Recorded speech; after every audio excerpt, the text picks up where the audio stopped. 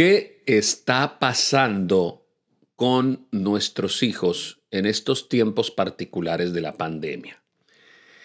¿Qué está pasando con nuestra familia, con los problemas que se están viviendo dentro del hogar, que están todos relacionados al aspecto de la sana convivencia? Hoy por hoy, y como hacía muchas generaciones, la familia está siendo llevada a ser probada constantemente, y como lo dije en una anterior reunión con el pastor Mario Santa, em, la pandemia nos ha hecho el favor que nos ha mostrado verdaderamente la familia que tenemos. Esa familia que usted tiene hoy, en medio de este, no sé en qué número va, de confinamiento, en donde el presidente dice que vamos a tener que estar encerrados hasta el 28 de febrero, en donde además la alcaldesa dice que vamos a tener que mantenernos aún resguardados en la casa, en donde hay poca movilidad, en donde tenemos que convivir, en donde abrimos la puerta de nuestra habitación y justo enfrente está la otra habitación de la otra persona con la que estamos malviviendo, no nos estamos entendiendo, tenemos muchos problemas. En medio de la confusión, de la baraúnda, de los interrogantes que vienen al respecto de lo que sucederá en el futuro, en medio de todas esas situaciones nos damos cuenta efectivamente la familia que tenemos, esa familia que usted tiene hoy, esa es la que siempre ha tenido. Bueno, por lo menos esa es la que usted ha cultivado hasta este momento.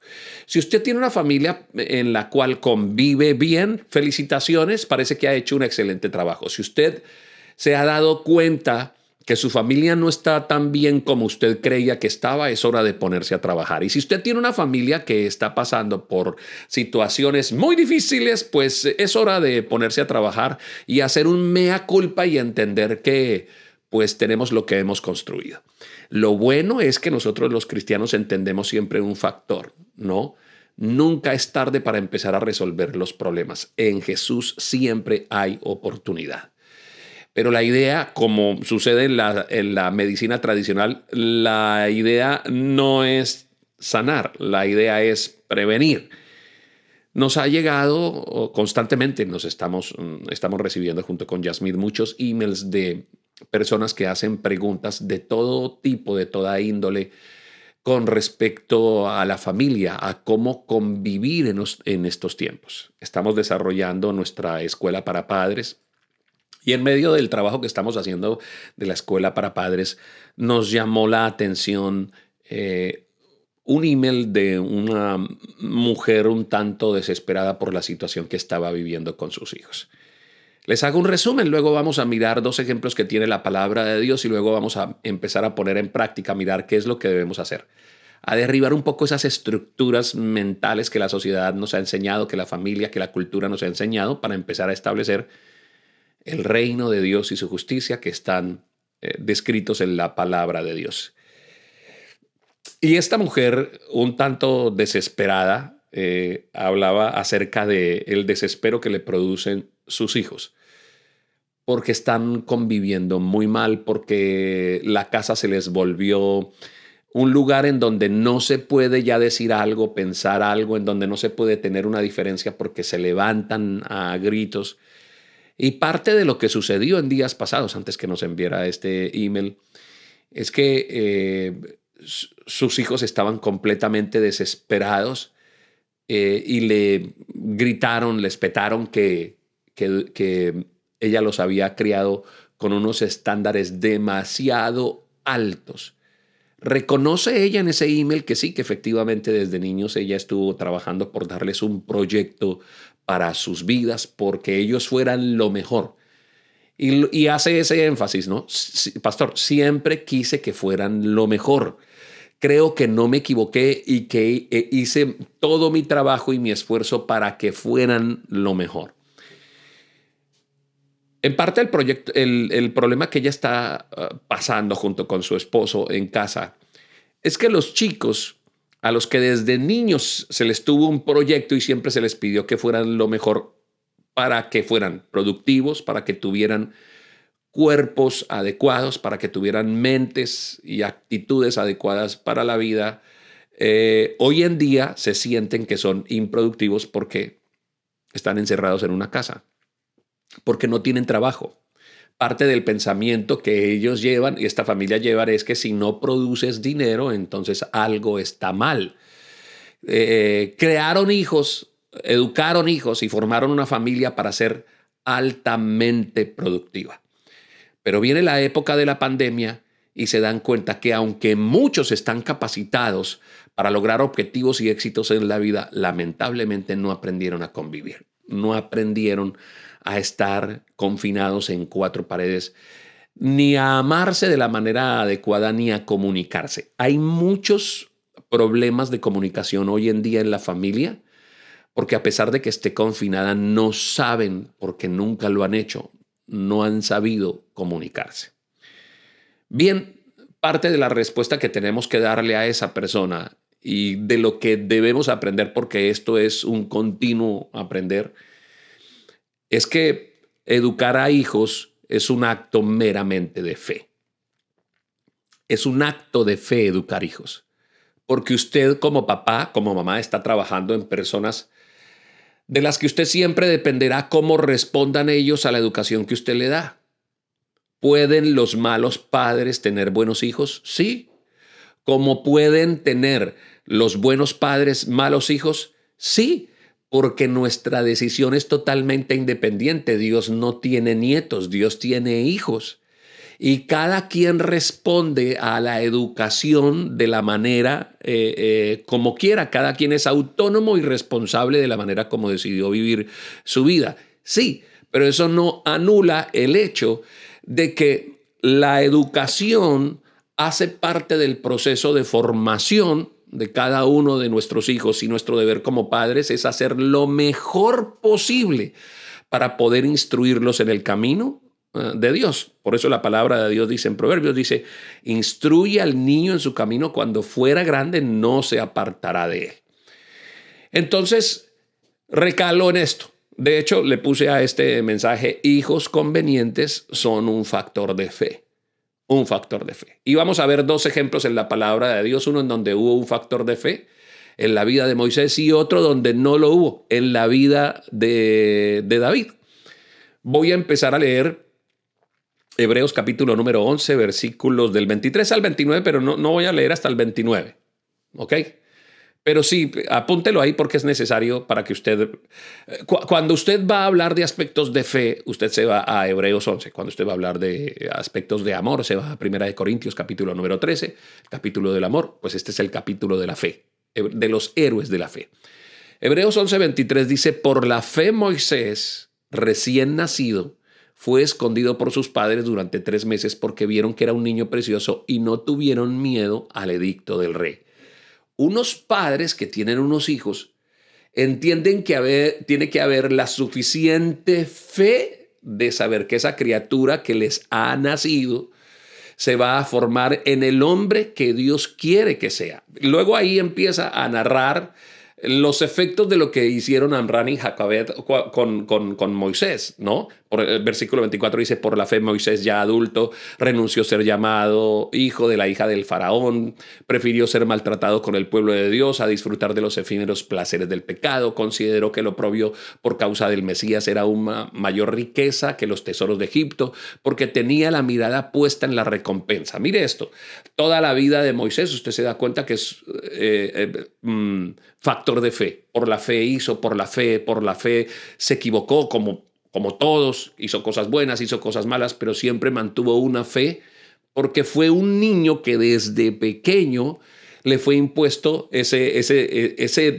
maravilloso don de tener fe. Sus padres tuvieron fe, no tuvieron temor de lo que pudiera pasar. Porque los hijos hay que educarlos por la fe. Por la fe usted cree que esa niña va a llegar a ser una buena mujer, que va a poder lograr sus objetivos en la vida, que va a ser una buena hija de Dios. Por la fe usted cree lo mismo en su muchacho. Sí, pero a veces nosotros queremos como darle un proyecto a nuestros hijos, muchas veces anulando la fe, muchas veces yendo en contravía a lo que Dios piensa de esa criatura. cuando ellos están pequeñitos, pues el asunto empieza fácil, ¿no? Empieza porque usted a un niño pequeñito, pues es fácil, relativamente fácil educarlo, ¿no? Porque usted lo viste como quiere, le da de comer lo que usted quiere. Usted le dice que salga y él tiene que salir. Usted le dice que entre y se tiene que entrar. Usted lo viste como quiera, le compra la ropa que usted cree que él debe usar y él se va a poner la ropa que usted le ponga. Y él va a empezar a asumir las actitudes que usted le está enseñando. Entonces es relativamente sencillo porque usted tiene el control de la situación. Pero conforme esa persona va creciendo, usted se da cuenta que él va a empezar a tomar sus propias decisiones y va a querer arrebatarle ese control que hasta el momento a usted le ha pertenecido. Entonces, cuando uno ve cómo las mamás educan los hijos, cometemos muchas veces el error de querer educarlos pensando en la juventud y en lo que serán como adultos sin disfrutarlos como niños. Tenemos un proyecto para que ellos se conviertan en el hombre que Dios quiere que él sea. Sí, pero primero para ser hombre hay que pasar por ser niño, por disfrutarlo como niño. Por ejemplo, hay personas que les dicen a las niñas, sea más femenina, ¿no? No juegue tan rudo, la pelota no es para las niñas, adelgace, porque es que si no adelgazas, cuando seas grande, los niños no se van a fijar en ti. Entonces le estamos imponiendo a que el niño viva como ese joven que algún día, en el que algún día se va a convertir, ¿no? Le vendemos un estereotipo a los hijos. No, estudia esto porque esto produce dinero. Y los estamos como intentando madurar a las malas sin disfrutar cada una de las etapas que tienen los niños. Entonces, para eso, lo primero que hacemos es proyectarlos. Dos cosas que voy a tratar en este mensaje. Número uno, los hijos no son un proyecto, no son tu proyecto. Número dos, los hijos no son un clon. Tú no tienes ni un proyecto ni tienes un clon. ¿Ok? Hay que disfrutarlos en cada una de sus etapas. Imagínate, en promedio una persona hoy vive, más o menos estimaciones entre hombres y mujeres viven alrededor de 78 años de edad. Si una persona vive 78 años de edad y está terminando su etapa infantil más o menos entre los 11 y los 12 años, eso quiere decir que van a estar contigo y que vas a tener la oportunidad de disfrutarlo como niño un poquito más allá del 10% de su vida. La mayoría de la vida de esa personita no va a estar junto a ti. Y créeme, que cuando los hijos crecen y se van, hay momentos en la vida en donde uno quisiera devolverlos un poquito a esa etapa infantil porque quizá no se los disfrutó convenientemente. Por eso en muchas ocasiones nos disfrutamos más a los nietos que a los hijos. ¿Ha escuchado usted frases como esas? Sí, es que yo me disfruto más a mis nietos que a mis hijos. ¿Por qué? Bueno, sí, porque nuestra misión en la vida es malcriar a los nietos. Con los hijos hay que educarlos. Bueno, puede que en eso haya algo de cierto. Pero también hay otra cosa que no podemos ocultar y es el hecho de que usted quiere hacer con sus nietos lo que nunca hizo con sus hijos. Porque cuando sus hijos estaban pequeños, usted no los disfrutó como niños. Usted los proyectó para que fueran jóvenes y para que fueran gente grande, buena. Por eso usted ve los abuelitos paseando por los centros comerciales, dando los consejos que nunca le dieron a los hijos, queriendo disfrutarse con los nietos lo que nunca disfrutaron con los hijos, porque parece que en su pasado hay una etapa que no hicieron bien y no quieren morirse sin saber lo que es disfrutarse un niño, una niña. Entonces nosotros hacemos cosas como estas. Los queremos programar, ¿no?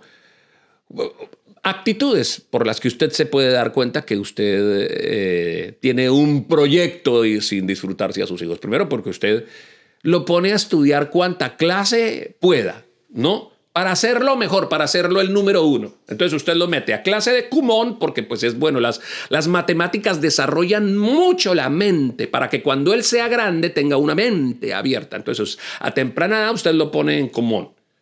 Pero también lo mete a clases de inglés porque es necesario que entre más temprano él esté aprendiendo el inglés, pues cuando sea más grande le va a parecer más fácil hablar el inglés. Entonces necesito tener un joven globalizado, entonces para eso desde ahora lo estoy metiendo en la clase de inglés. Clase de guitarra, ¿no? Por si de pronto tiene alguna capacidad artística, musical.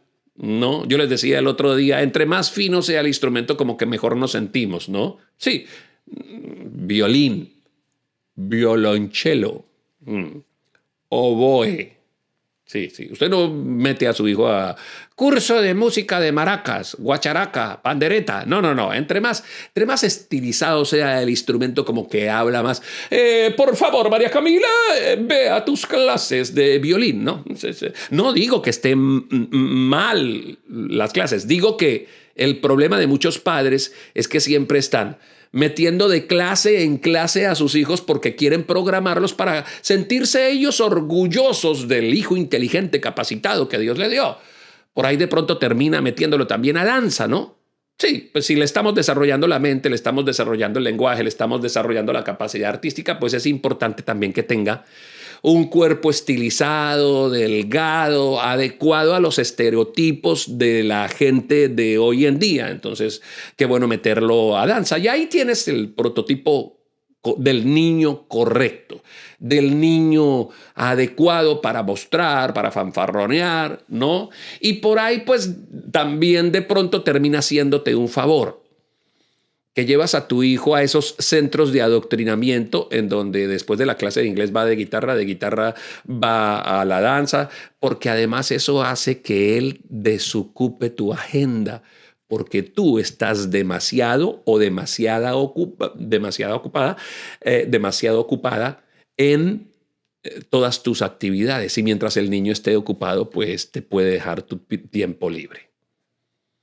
Ahí andamos empujando a nuestros hijos para madurarlos anticipadamente, para que haga las cosas antes que los demás, porque es que así están mejor proyectados a la vida. Yo me puse a pensar en lo que esta chica, en lo que esta mamá me estaba escribiendo con respecto a sus hijos.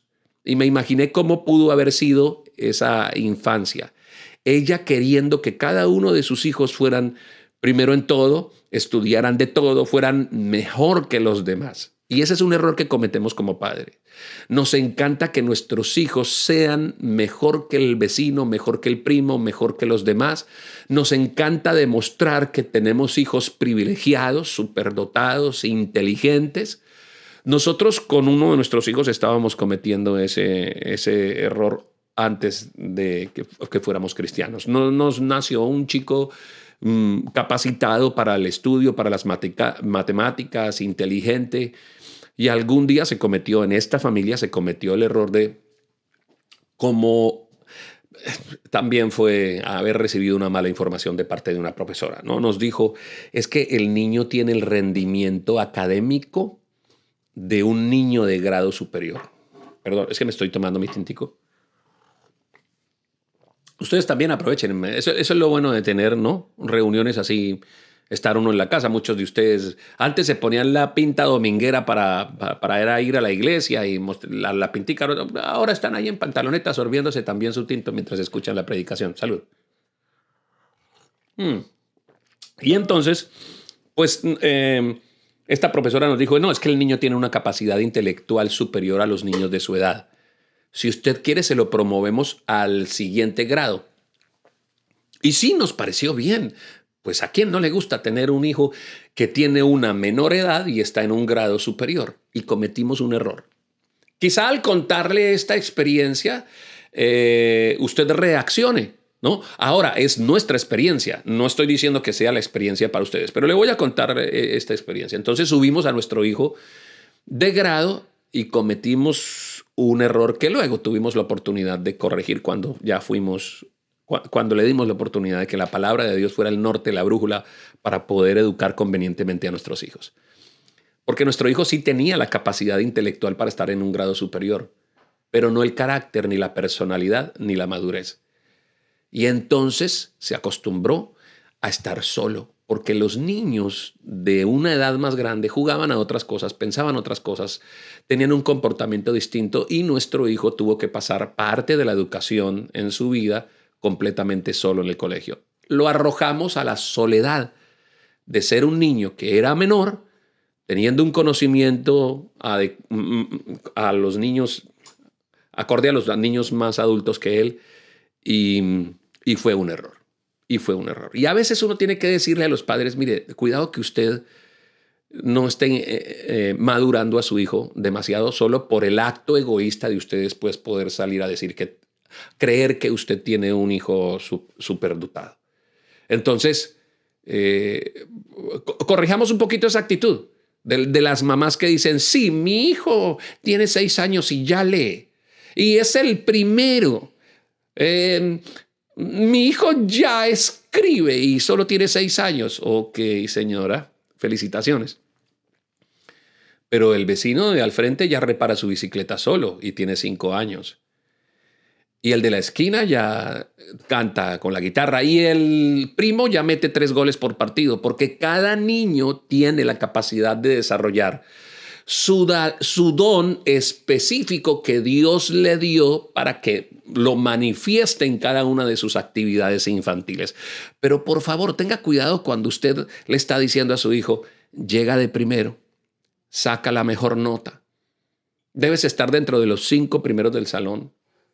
O esta que es aún peor, ¿no? Lo hiciste bien, pero lo puedes hacer mejor. Cuidado. Entonces, hablamos del factor de fe en la vida de Moisés. Ahora hablemos del factor de la fe que no se tuvo en la vida de David y que sin embargo David terminó desarrollando. La historia de David, todos la conocemos, un chico nacido diferente en su época, porque en la época de David, tener hijos guerreros era lo mejor. Primero, lo mejor que le podía pasar a una familia no era que le naciera una niña, que le naciera un niño, porque eran los niños los que traían el respeto a la familia. Tener un hijo y tener un hijo guerrero en este tiempo, todos eran adecuados, adaptados, como digo, instruidos para la guerra. Entonces tener un hijo musculoso, tener un hijo grande, con fortaleza, eso le daba la oportunidad a sus papás para que fanfarronearan. Imagínense, así como usted ve padres hoy en día fanfarroneando. Mi hijo es el primero en el salón, mi hijo está dentro de los 5 primeros. La niña ya toca guitarra, ya toca violín, ya hablan inglés, ya, ¿no? Madurados hacia la fuerza. Imagínense en esa época, por ejemplo, Isaí, el papá de David, diciendo, es que imagínense, Eliab ya golpea, ya hace, ya está fuerte, ya saca músculo, miren los pectorales, miren la estatura que tiene. Entonces, a Isaí le encantaba tener hijos para poder enviar a la guerra. ¿Por qué? Porque cuando una familia enviaba hijos a la guerra, esa familia ganaba en el escalafón social. Era tratada con dignidad y con respeto. Yo tengo tantos hijos en la guerra. Si los hijos regresaban heridos, si no regresaban, se le eximía de tributos a esa familia, se le tenía con respeto, se componían canciones. No como los vallenatos de hoy en día, para el doctor que me operó a la suegra y me la dejó viva. No, nada de eso. Se cantaban odas, canciones, poemas. Si había un paladín, un guerrero, un soldado, si había alguien que hubiera hecho proezas en batalla, entonces se escribía una canción sobre esa persona. Se le escribía un poema, se contaban y se narraban las historias y entonces los paladines, los guerreros, los soldados andaban de boca en boca y esa familia era respetada. Por eso usted lo ve en la vida misma del rey David. Cuando las personas empiezan a cantar esta cancioncita, Saúl mató a sus 1000, David a sus 10,000, porque las canciones denotaban la importancia de los paladines y de los guerreros, los poemas, las construcciones, ¿no? En fin, ¿ok? Entonces, cada familia anhelaba eso, Anhelaba ser respetada, como las familias hoy en día, vivir en el mejor sector, ser respetadas, tener dividendos económicos, tener hijos con pergaminos, ¿no? Un hijo que es científico, un hijo que es premio Nobel, otro que es récord mundial, en fin, y poder fanfarronear y poder salir a contarlo para ganarse la admiración de la sociedad. Eso le pasaba a Isaí, exactamente lo mismo. Porque algún día cuando llega Samuel a su casa para decir, es que Dios ha escogido rey para Israel de esta casa, imagínense la alegría de Isaí. Yo creo que Isaí lo primero que pensó es, dijo, le llegó el tiempo a Eliab, o sea, al mayor de los hijos de Isaí, ¿no? ¿Por qué? Porque era grande, acuerpado, diestro con la lanza, capacitado, ¿no? Entonces, el mismo Samuel, cuando ve que entra Eliab, piensa esto.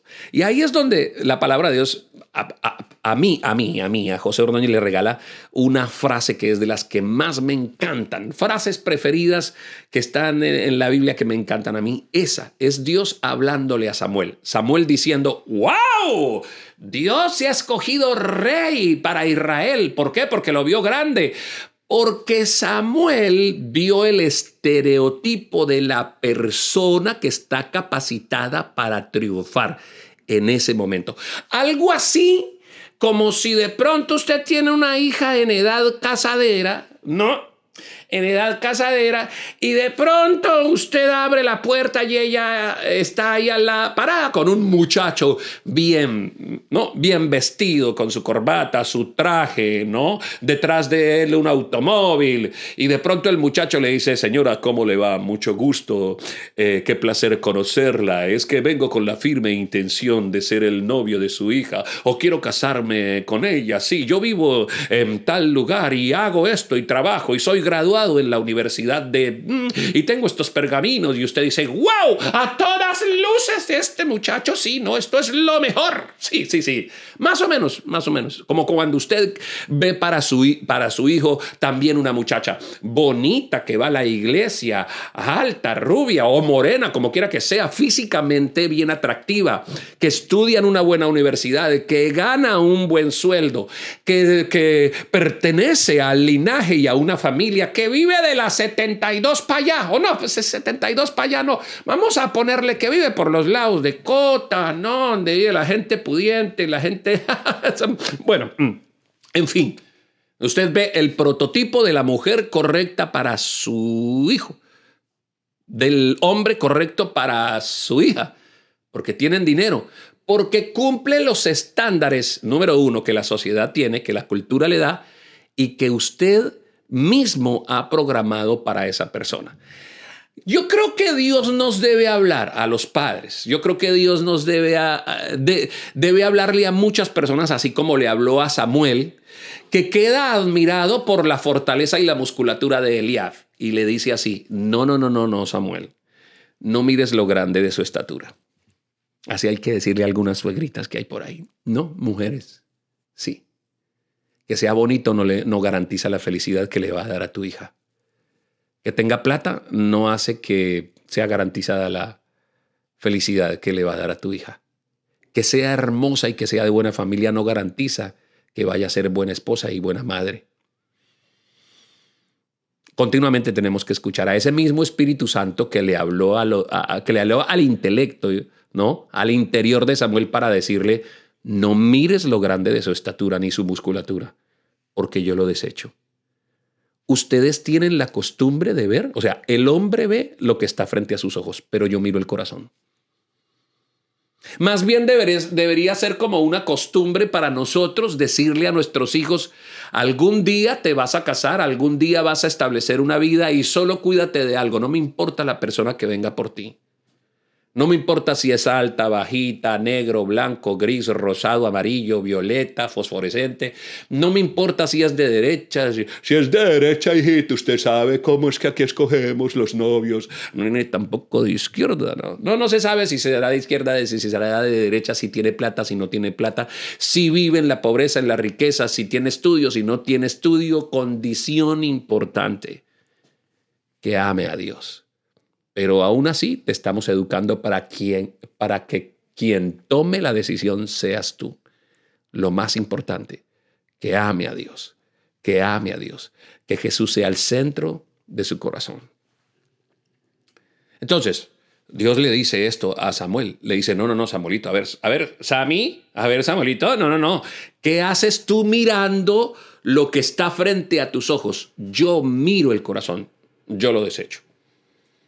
Bueno, pero si no es Eliab, entonces es Aminadab y y luego Sama, así le va trayendo uno tras otro, todos grandes, corpulentos, todos con el prototipo de la cultura y de la sociedad y de las necesidades de la sociedad en aquel entonces. Todos ellos desechados, hasta que Samuel es el que tiene que preguntar si hay otro, y entonces el que estaba descartado desde un comienzo, ¿no? O sea, aquel que no le cumplió el prototipo al papá, que no le cumplió ni los estándares al papá, ni los estándares a la sociedad, ni a la cultura, ¿no? Ese al que, como no tiene musculatura, como no es diestro con manejar la espada, pues lo hemos mandado a cuidar unas pocas ovejas, así como le dice Eliab cuando está en el campo de batalla. Dice, no, es que ¿a qué has venido? Vete a cuidar esas pocas ovejas, porque no sirves sino para cuidar ovejas. Y ahí, entonces, en la vida de David nosotros podemos ver que cada persona es particular. David aprendió a lanzar las piedritas con la onda mientras estaba completamente solo.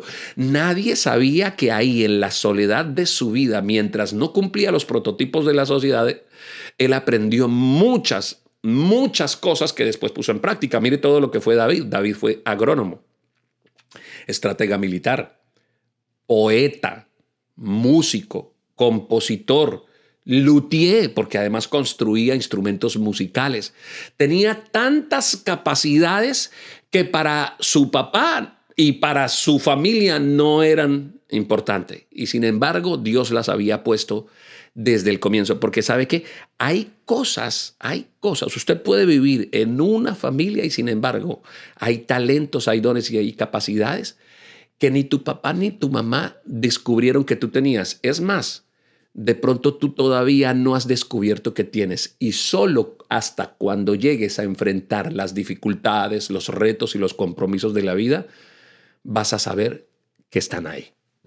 Y Dios a su tiempo te va a permitir sacarlas y desarrollarlas. Hace poco, la última pareja que estuve casando, les dije cosas como esas. El matrimonio tiene esa capacidad, ¿no?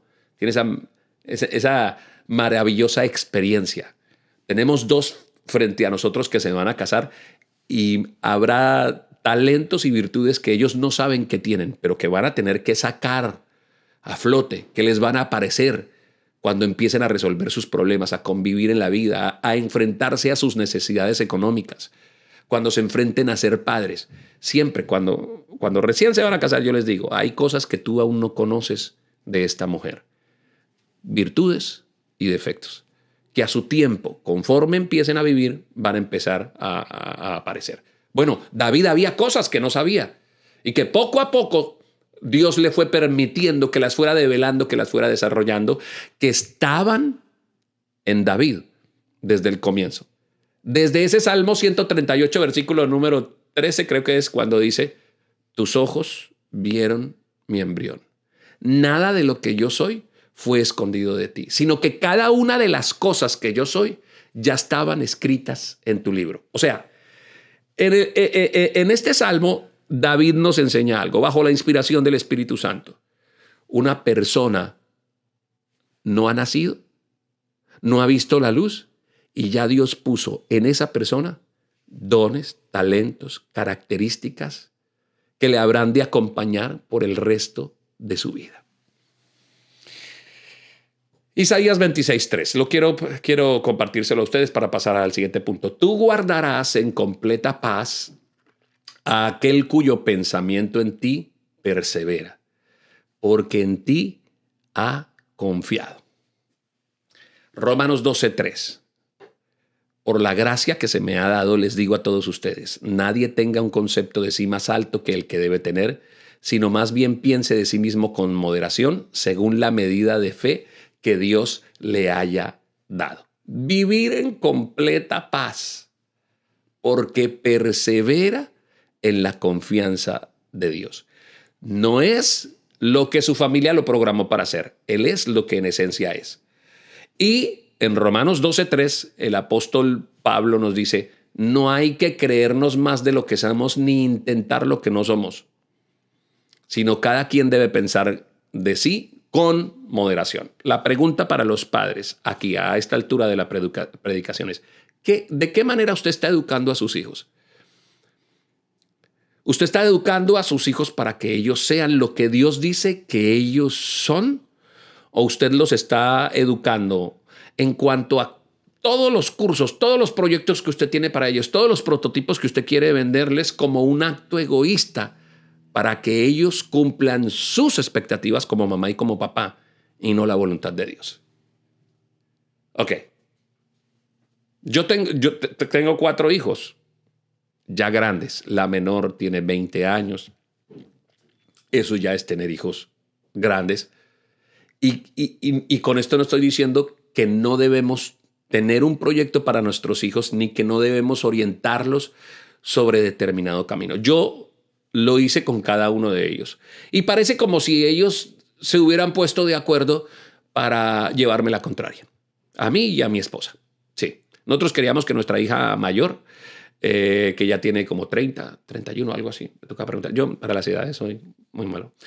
Queríamos que estudiara música. Entonces, claro, excelente, porque la poníamos en clase de guitarra y tuvo clases de piano y tuvo profesor de música.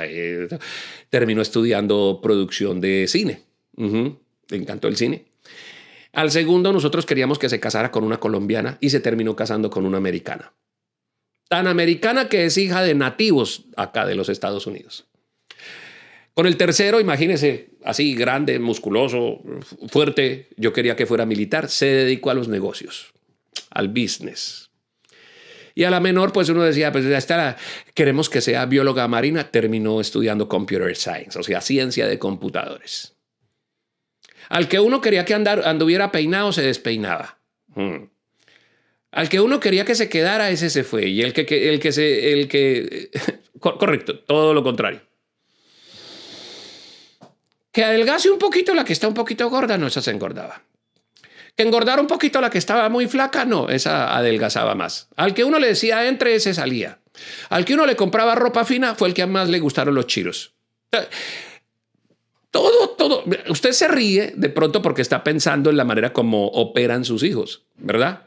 Que a veces los hijos parecen ponerse de acuerdo para llevarle la contravía a todo lo que uno desea y lo que uno anhela. Y vuelvo y digo, educar hijos no se trata de un aspecto de imposición, se trata de un aspecto de fe, de que ellos puedan formarse en lo que Dios decide que sean.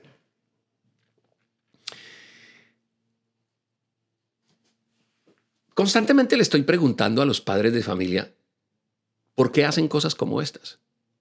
Y les hago una pregunta intentando escudriñar un poquito en el fondo de su alma la verdadera razón por la que ellos están programando a sus hijos para todas esas actividades y para que sean lo mejor de la sociedad.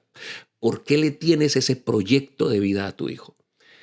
Y muy en el fondo, a veces escondido, se encuentra esta egoísta razón. Hay padres que abrigan la esperanza de que sus hijos se conviertan en su consorte económico, a ver cómo digo, es que no sé si el consorte no estuvo bien usado, su base económica para la vejez. Por ejemplo, ¿cuántas veces usted le dice a su hijo, usted sabe que usted tiene que honrarme y que tiene que obedecerme para que le vaya bien? Usted sabe que usted tiene que honrarme y darme y cuidarme, porque si no le va a ir mal. Nosotros abrigamos esa pequeña esperanza de que ellos obedezcan ese mandamiento con promesa obligatoriamente. ¿Ok? Que lo hagan por beneficio de ellos, pero en el fondo estamos buscando nuestro propio beneficio. ¿Sabe usted que honrar a los papás es un acto voluntario que deben tener los hijos hacia nosotros? No es un acto obligatorio. Es un mandamiento, sí, un mandamiento de Dios, sí, pero los hijos deciden si obedecen o no obedecen los mandamientos. Si se quieren quedar con la bendición o no se quieren quedar con la bendición. Lo más bonito de la vida cristiana, dentro de las cosas, muchas bonitas cosas que tiene la vida cristiana, dentro de esas cosas muy bonitas que tiene la vida cristiana, es que tú no estás obligado a. Es que Dios te regaló algo que se llama libre albedrío. O sea que tú puedes vivir con la libertad de escoger el bien o escoger el mal. Escoge el bien para que vivas, porque si escoges el mal, de hecho morirás. Pero así, todo. Usted lo ve en las relaciones familiares. Nadie está obligado a llevar una relación familiar de la manera, de la manera como Dios lo está pidiendo. No, cada quien escoge. Usted tiene el tinte del matrimonio que usted quiera darle. Entonces, por ejemplo, ¿no?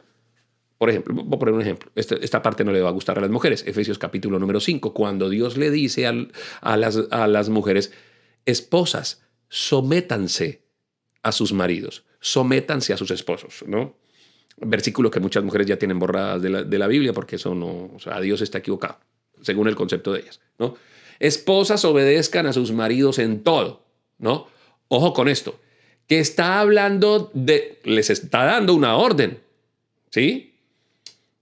Esto va para los hombres. ¿Se dieron cuenta que dice esposas, obedezcan a sus maridos? ¿Sí? No está diciendo esposos, sujeten a sus esposas. ¿Sí? Esposas, sujétense a sus esposos, no esposos, sujeten a sus esposas. ¿Lo vio? Porque quien gana cuando decide tener una autoridad sobre su vida es la esposa, es la primera que gana. Claro, dos versículos antes está diciendo, sométanse los unos a los otros. O sea, una mujer se somete a la autoridad amorosa, respetuosa, conveniente, delicada de su esposo, ¿no? Le queda fácil a ella someterse a un hombre que la ama, que la cuida, que la bendice, que siempre está conectado con Dios, que siempre busca el beneficio, que se humilla para servirla, para honrarla. Recuerden, muchachos, lo que en varias oportunidades hemos hablado, hágase digno de sujeción, pero es un acto voluntario. Una mujer decide aceptar esto o rechazarlo. Bueno, exactamente lo que pasa con nuestros hijos. Con nuestros hijos es igual. Dice el Señor, no, les da una ordenanza. Hijos, porque no me va a pasar del tiempo. Hijos, honren a sus papás. ¿Ok? No dice padres obliguen a sus hijos a que los honren. Su hijo no está obligado a darle. Y como su hijo no está obligado a darle, su hijo no se puede convertir en el mejor proyecto económico para su vejez. Usted no puede pensar que sus hijos son una inversión para que cuando usted esté viejo no le falte nada, porque usted está criando y usted está trabajando con un material que es sumamente voluble, que puede que en algún momento se convierta en un ser egoísta y nunca le devuelva nada de lo que usted le dio. Sobre todo porque cuando los hijos empiezan a vivir, entran otros intereses. Él tiene todo el deseo de cuidarla, de bendecirla, de ayudarla. Sí, pero algún momento, querida mamá, usted deja de ser la primera mujer de su vida y pasa a ser la segunda, en ocasiones la tercera, la cuarta, la quinta. Tome su lugar, porque él va a conocer personas más importantes en su vida, mujeres más importantes. Esto le cuesta entender a muchas mujeres, ¿no? Algún día él se va a casar y resulta que esa mujer con la que se casó ahora es más importante que usted. Resulta que ahora él tiene hijas y esas hijas son más importantes que usted. Él tiene compromisos y usted como que va tomando poco a poco su lugar. Él tendrá responsabilidades por las cuales tiene que responder, perdón por la redundancia, ¿sí? Asuntos que cumplir antes de cumplir con el hecho de poder bendecirla a usted, de darle a usted. ¿Se dio cuenta? Vaya ocupando por favor su lugar. Entonces, si usted está educando a un niño desde pequeño y usted lo está programando para que, pensando en que esa persona le va a devolver todo lo que usted le invirtió, usted tiene una expectativa errónea de lo que significa criar convenientemente los hijos. Yo fui pastor de jóvenes aquí en los Estados Unidos. Recuerdo un chico filipino basado en la cultura, o sea, la cultura. Mire lo que era la cultura.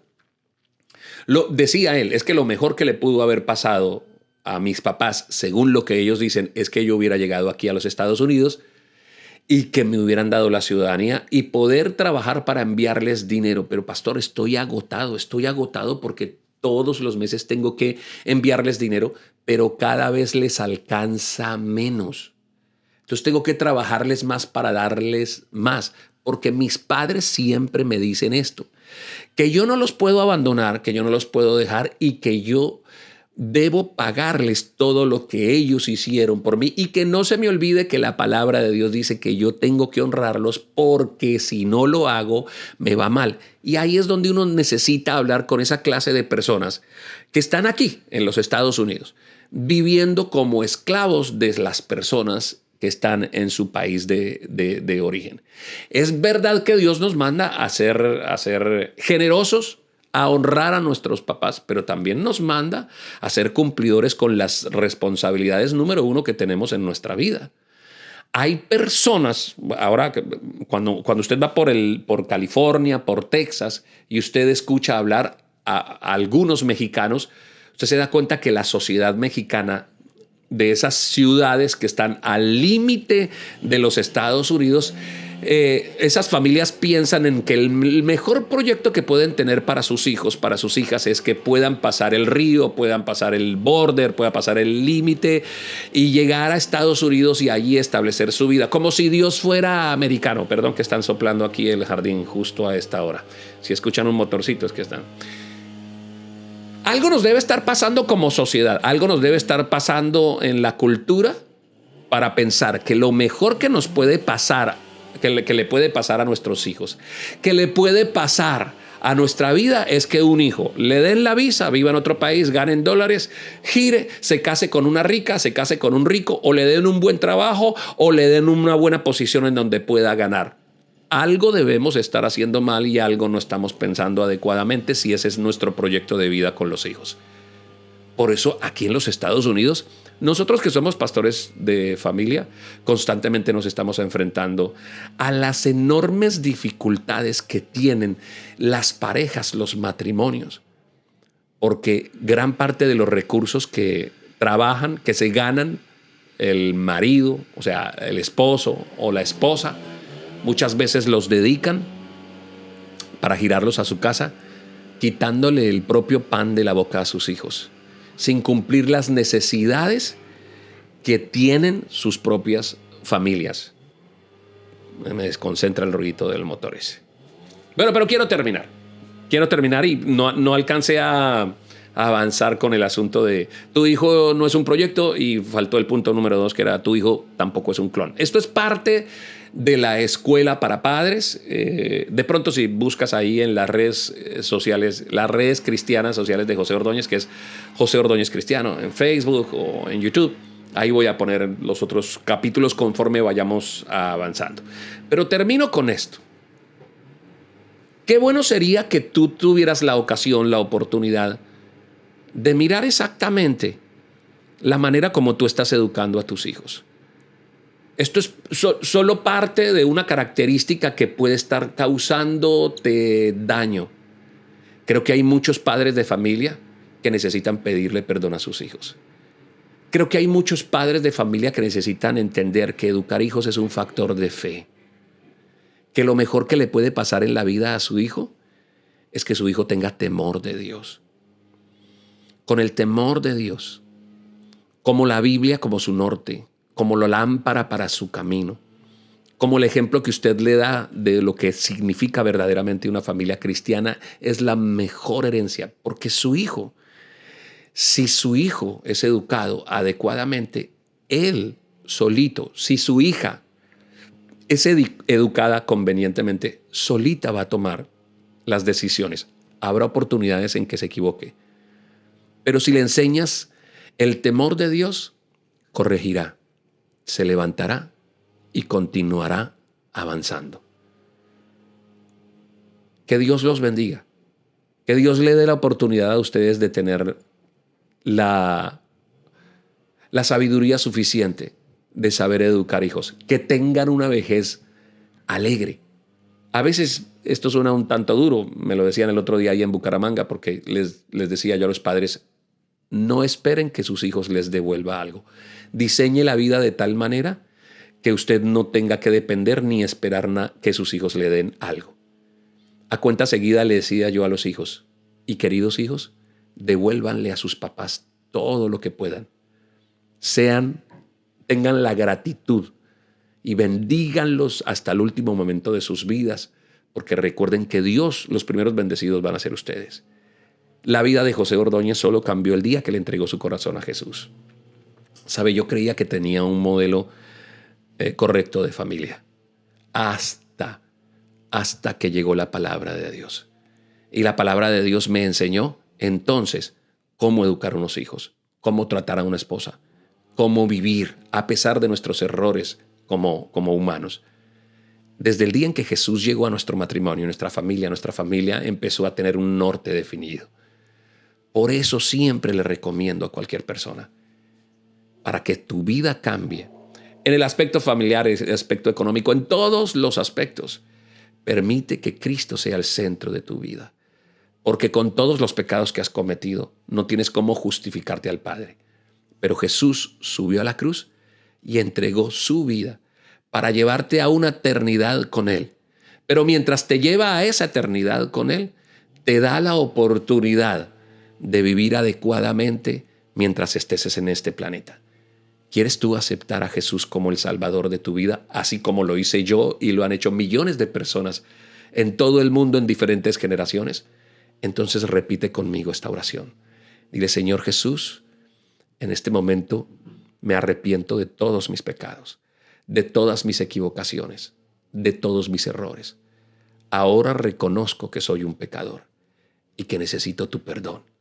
Por eso, Señor, aquí está mi vida. Gobiérnala, dirígela y permíteme de ahora en adelante vivir bajo los principios de tu palabra. Vivir bajo el gobierno y la cordura del Espíritu Santo. Poner en orden mi vida y disfrutar la paz que pagaste en mí en esa cruz. En tu nombre hago esta oración. Amén. Bueno, muchas gracias al pastor Mario Santa, que me ha invitado para que este domingo les esté acompañando a ustedes. Muy agradecido, muy agradecido, y pidiéndole a Dios que les regale este 2021 un año en el que la familia crezca. Porque si la familia crece, se establece, entonces usted tendrá la oportunidad de disfrutar toda su vida acompañado de gente maravillosa, de los suyos. Queridos hijos, honren a sus papás. Queridos padres, amen a sus hijos. Dios los bendiga, que tengan resto de domingo muy feliz. Bueno, damos gracias a Dios por la vida del pastor José Ordóñez, como siempre, su forma particular de compartir la palabra de Dios, y algo muy importante, y es que compartas el link de esta predicación con muchas personas que con seguridad necesitan escuchar este mensaje también. Bien, algunos anuncios ya para ir terminando la reunión del día de hoy. El miércoles tenemos a las 6 de la tarde nuestro tiempo de oración, de 6 a 7 de la noche, y a las 7 de la noche el formato que hemos venido utilizando durante este tiempo de aislamiento, que se llama Juntos en Casa. Este miércoles, repito, 7 de la noche, Juntos en Casa. Algo importante también este martes. Bueno, ya comenzamos los cursos de ADN, Madurez Espiritual y Llaves del Poder. Vamos a comenzar este martes 19 de 7 a 9 de la noche y el sábado 23 de 9 a 11. Son dos cursos. Hay un curso nocturno que comienza este martes y el curso diurno que comienza el día sábado. Por favor, y si quieres inscribirte, ahí está, sabananorte@casarroca.org. Matrículas del Instituto Bíblico están abiertas también, y muy importante también, los ministerios ya van a ir comenzando sus diferentes actividades, y un buen propósito del año es que te vincules. Recuerda que tenemos para ti con seguridad algún grupo que puede ser bendición para ti. Al finalizar la transmisión, pues tenemos, obvio, la atención de las personas nuevas, personas que han recibido al Señor, la oportunidad de poderles dar la bienvenida. Puedes conectarte allí, el link que está apareciendo, ahí donde dice Soy Nuevo. Y también, si quieres que nos veamos un ratico, oramos, ahí dice Un Café con el Pastor, ahí podemos vernos. Vamos a orar por los cumpleañeros, personas que van a salir de viaje, parejas que están de aniversario, y también vamos a orar, obviamente, por la restauración de la salud. Padre, queremos darte gracias por este día, por tu palabra. Y hoy queremos pedirte de una manera especial por los cumpleañeros, Dios. Gracias, Un nuevo año, Señor, tomado de tu mano y con seguridad, como siempre, sabemos que tus planes y tus caminos son más altos y mejores. Háblales en el nombre de Cristo.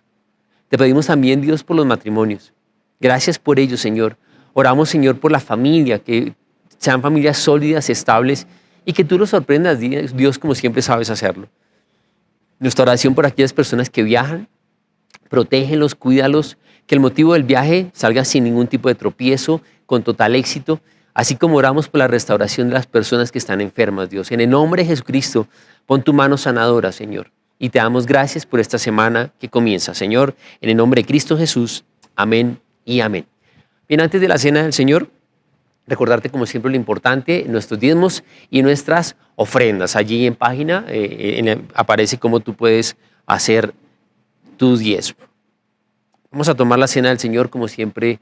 Le damos gracias a Dios. De hoy en 8, pues estaré predicando como siempre 7:30, 9:30, 11:30. Recuerda este año nuestra visión en acción. ¿Qué es lo que Dios quiere contigo?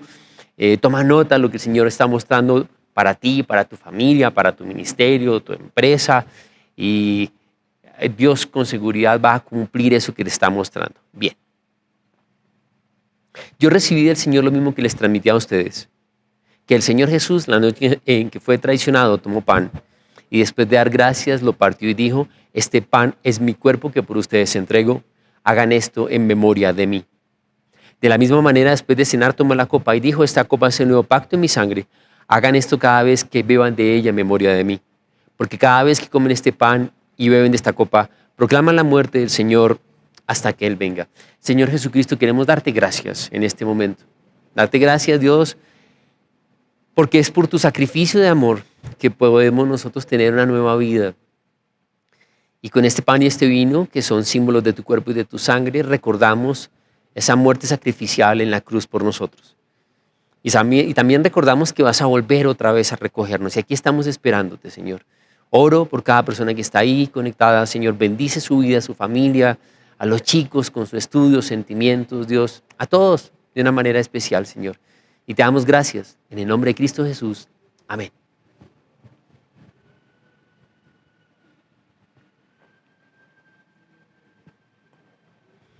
Recuerda, ahí al final tenemos la oportunidad, personas nuevas, en el link hay un botón, soy nuevo, allí podemos atenderte. Si buscas consejería, puedes conectarte allí. Si quieres conocer de los ministerios, también puedes hacerlo allí. O escríbenos a sabananorte@casarroca.org. Y un café con el pastor. Hablamos, oramos un ratico, conversamos. Dios los bendiga, que tengan una linda semana. Seguimos orando, pidiéndole a nuestro Señor que nos guíe en cada paso que damos. Un abrazo, feliz semana. Chao.